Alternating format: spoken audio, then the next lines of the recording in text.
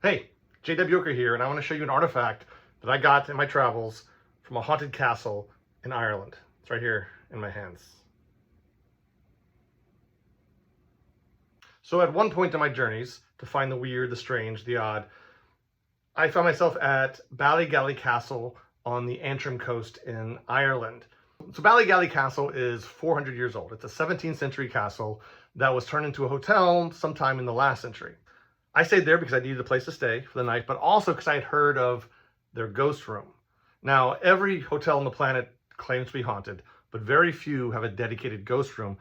And what I mean by dedicated, there were actual signs directing me there. So I followed the plaques. There was this turret in the older part of the castle.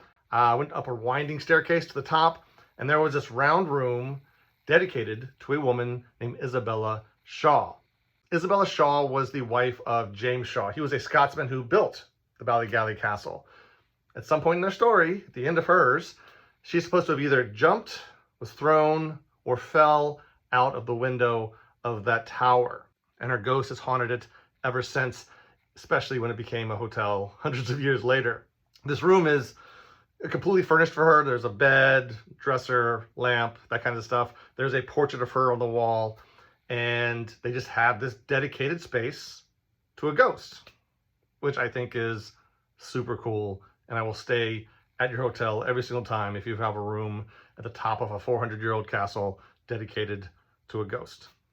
So what is my artifact that I pulled from that castle? Well, I didn't pull it from her room, from Isabella Shaw's room, but I pulled it from my room in the castle, and that is the custom rubber duck.